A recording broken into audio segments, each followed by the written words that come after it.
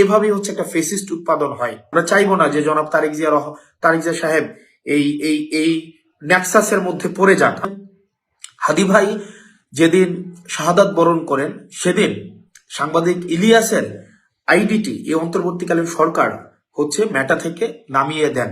অর্থাৎ মেটাকে এই সরকার যদি চায় তাহলে সাংবাদিক ইলিয়াসকে অ্যানার্কিস্ট হিসাবে বিবেচনা করে তার আইডিটি মেটা থেকে হচ্ছে সরিয়ে দেওয়া হয়, ফেসবুক থেকে সরিয়ে দেওয়া হয়, এবং সরকার চেয়েছে এবং সেটি পেরেছে। সরকারের কাছে প্রশ্ন, গত 1.5 বছর যাবৎ আওয়ামী লীগ সম্পৃক্ত যেই আইডি গুলো আছে, যারা সোশ্যাল মিডিয়াতে সোশ্যালি অ্যানার্কি তৈরি করছে, সেই আইডির বিরুদ্ধে আপনারা এখনো পর্যন্ত কোনো ব্যবস্থা নেননি।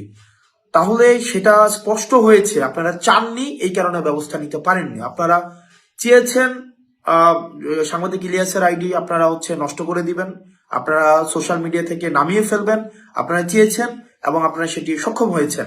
তাহলে আপনাদের কাছে আমার প্রশ্ন, এখনো পর্যন্ত যারা আওয়ামী লীগ পেজ থেকে জুলাই অভ্যুত্থানে যারা অংশগ্রহণ করেছে এবং পরবর্তীতে এই অন্তর্বর্তীকালীন সরকারের বিরুদ্ধে লাগাতার যে ধরনের হচ্ছে চরিত্র হনন করেছে, যেভাবে প্রপাগান্ডা ছড়িয়েছে, সেটির বিরুদ্ধে কিন্তু আপনারা কোনো ব্যবস্থা নেননি।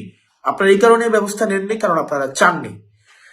পরবর্তীতে আপনারা দেখবেন গত সপ্তাহর বা তার বেশি সময় ধরে আমাদের দেশের ব্যবসায়িকদের আচরণ, আমাদের দেশের মিডিয়ার আচরণ, আমাদের দেশের প্রশাসনের আচরণ, এই তিনটার যে একটা আনহোলি নেক্সাস হাসিনার সময় আমরা দেখেছি।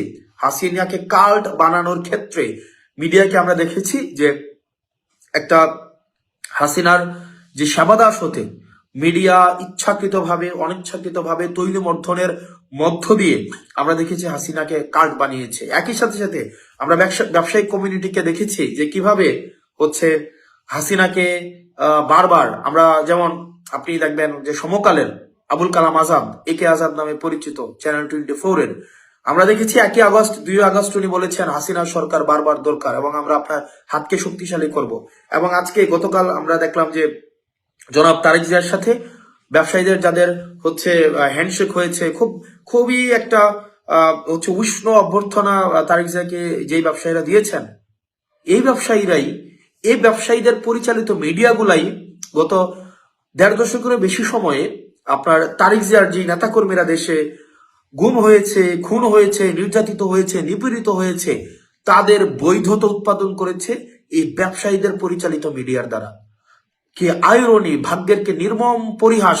আজকে জনাব তারেক জিয়া তাদের যেই নেতাকর্মী রয়েছে, যারা গুম হয়েছে, আহত হয়েছে, নির্যাতিত হয়েছে, নিপীড়িত হয়েছে, তাদের রক্তের উপরে দাঁড়িয়ে তাদের হত্যাকাণ্ডের, তাদের গুমের, তাদের নির্যাতনের, তাদের নিপীড়নের যেসব মিডিয়া বৈধতা উৎপাদন করেছে, সেই সব মিডিয়া মালিকদেরকে একদম উষ্ণ অভ্যর্থনা জানাচ্ছেন।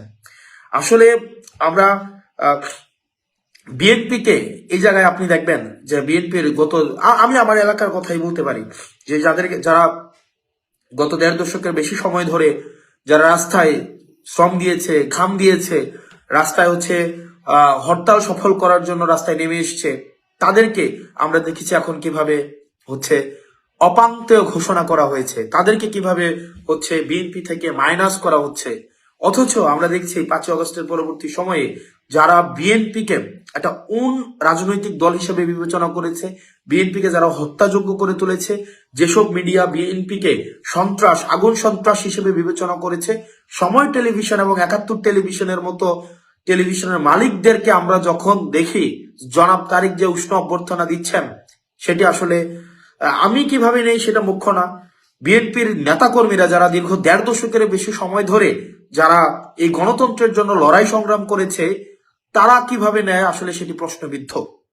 এবং আমরা দেখতে পাচ্ছি, এবং নির্বাচনের আগেই এই ব্যবসায়িক নেক্সাস, যে মিডিয়া মাফিয়া এবং যে প্রশাসন যেভাবে তারেক জিয়াকে মাফিয়া বানানোর যে চক্রান্ত করছে, তারা বিএনপি থেকে এখন বড় বিএনপি হয়ে উঠছে এবং এটি আশঙ্কাজনক এবং এভাবেই হচ্ছে একটা ফেসিস্ট উৎপাদন হয়। এভাবেই হচ্ছে যখন সবাই এই 1.5 দশকের বেশি সময়ে বিএনপির যে গণতান্ত্রিক এই একটা অংশগ্রহণমূলক একটা নির্বাচনের জন্য তাদের যে ত্যাগ, তাদের যেই শ্রম, তাদের যেই বিএনপির একজন নেতাকর্মী বাদ নাই, যে যাদের যাদের বিরুদ্ধে মামলা হয়নি, কেউ ঘরে ঘুমাইতে পারে নাই, এরকম অনেকে আছে যারা ঘরে ঘুমাইতে পারে নাই, অথচ আজকে আমরা দেখতে পাচ্ছি ওইসব ব্যবসায়ীরা, ওইসব মিডিয়ারা এবং ওইসব প্রশাসনই হচ্ছে বিএনপির সবচেয়ে কাছের, বিএনপি থেকে আরো বড় বিএনপি হয়ে উঠছে, যেগুলো আসলে আমাদেরকে আশাহত করে এবং পরবর্তী বাংলাদেশটা আসলে কোন দিকে যেতে পারে এবং পরবর্তী বাংলাদেশটা রূপরেখাটা কেমন হতে পারে এবং যেই মিডিয়া, ব্যবসায়ী এবং প্রশাসনের যে আনহোলি নেক্সাসে, আমরা চাইবো না যে জনাব তারেক জিয়া সাহেব এই নেক্সাসের মধ্যে পড়ে যান। আমরা চাই যে গণতান্ত্রিক উত্তরণের যেই পথ উন্মোচিত হওয়ার রাস্তা উন্মুক্ত হয়েছে সেটি প্রসারিত হোক। আমরা চাই না এই আনহোলি নেক্সাসের মধ্যে পড়ে আবার বাংলাদেশ আবার পশ্চাৎপদ কোন একটা যাত্রা করুক।